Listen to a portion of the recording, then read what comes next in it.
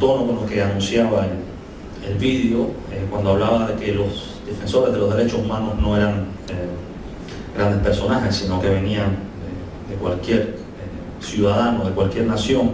Vamos a escuchar al expreso político cubano Alejandro González Raga.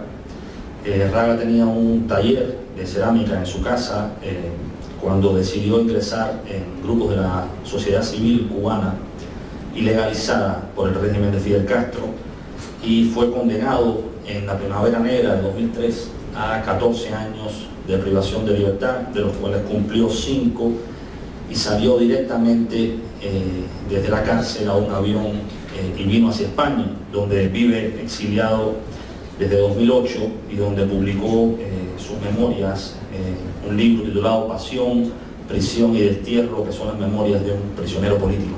Entonces escucharemos ahora pues, a Alejandro González Raga. Gracias.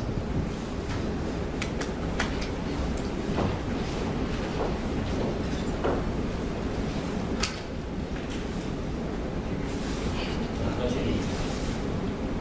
Ante todo quiero agradecer a la Junta Municipal de Fortaleza esta oportunidad para celebrar este acto y para hablar de Cuba, precisamente hoy, 10 de diciembre, fecha en la que conmemoramos el 65º aniversario de la proclamación de la Declaración Universal de los Derechos Humanos. Debo decir, sin egoísmo alguno, que Cuba estuvo entre los países que solicitaron a la Asamblea General de las Naciones Unidas en 1945 que se encomendara al Consejo Económico y Social la tarea de confeccionar el documento base de la Declaración Universal de Derechos Humanos. Cuba fue ponente de la primera Declaración de los Derechos del Hombre aprobada por los países latinoamericanos, miembros de la OEA en Bogotá, Colombia, el 2 de mayo de 1948. Gracias.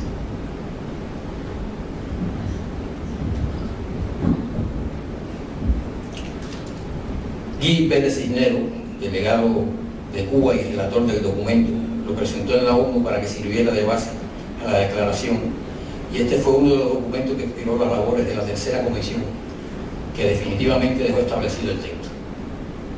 También hay un aporte cubano a la forma definitiva de este ser, considerando que expresa que es esencial que los derechos humanos sean protegidos por un régimen de derecho, a fin de que el hombre no se vea compelido al supremo recurso de la rebelión contra la tiranía y la opresión, quedando así impregnado en el texto final de la declaración el espíritu del artículo 40 de la Constitución cubana, que confería a los ciudadanos el derecho de la resistencia adecuada contra tales males. Hay que señalar que aquella Constitución de 1940 fue considerada entonces una de las más avanzadas del mundo. En contraposición contra con esta activa y sustancial actuación que colocó a nuestro país a la vanguardia de la lucha por el establecimiento de un orden universal de derechos, hoy nuestro país ostenta los peores registros de su historia y los peores resultados de la región en materia de derechos humanos. La propia Constitución cubana contiene en su articulado prohibiciones a las libertades de reunión, de asociación, de opinión y expresión. Por ejemplo, su artículo 62 expresa lo siguiente, cito: ninguna de las libertades reconocidas a los ciudadanos puede ser ejercida contra lo establecido en la Constitución y las leyes, ni contra la existencia y fines del Estado socialista, ni contra la decisión del pueblo cubano de construir el socialismo y el comunismo. La infracción de este principio es punible. Fin de la cita.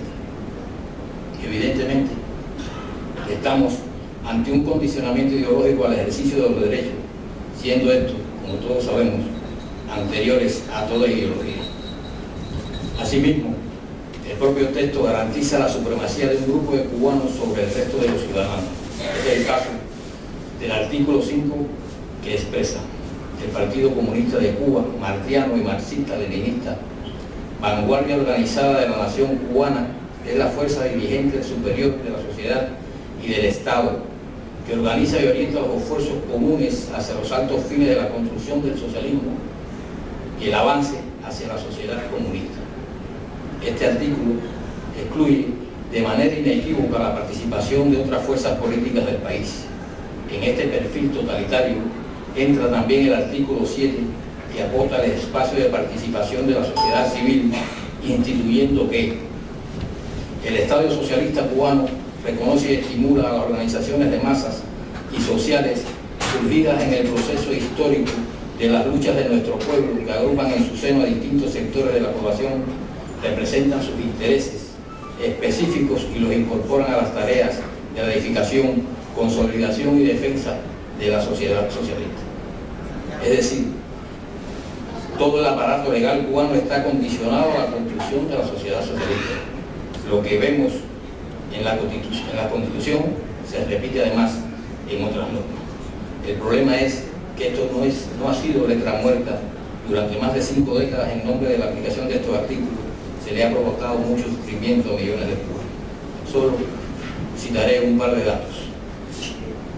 Al comienzo del llamado proceso revolucionario existía en Cuba, para una población de aproximadamente 6 millones de habitantes, unas 14 prisiones.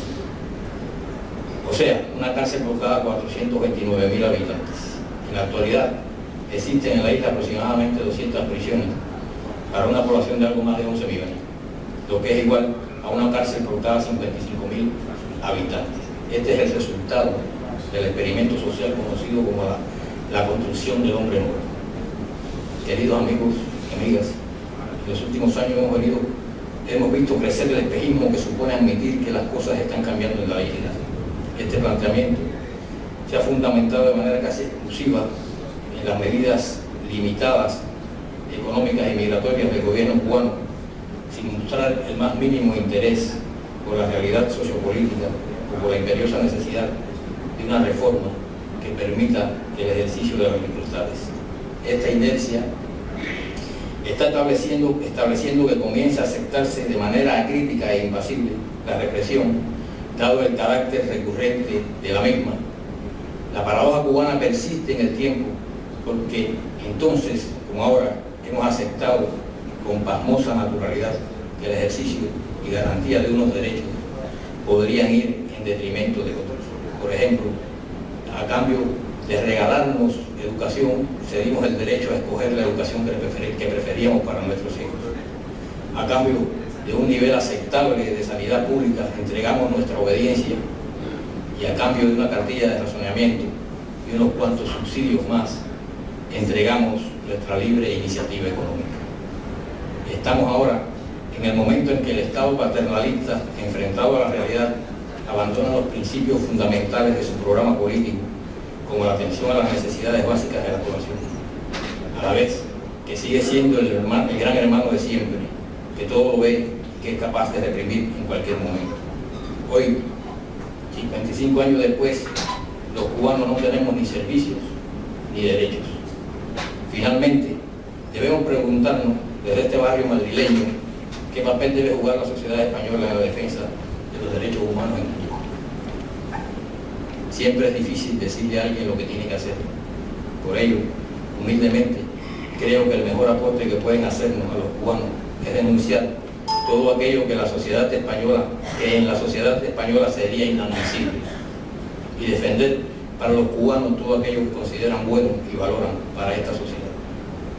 Es cierto que los cubanos tendremos que ser protagonistas de nuestros cambios, que las injerencias paternalistas suelen ser nefastas, pero en materia de derechos humanos, cuya observancia es universal, las sociedades occidentales tienen el deber moral de no dejar desamparados a quienes sufren por ejercerlos. Y en este reto, la sociedad española, que supo construir su democracia, tiene un empuje moral inmenso. Muchas gracias.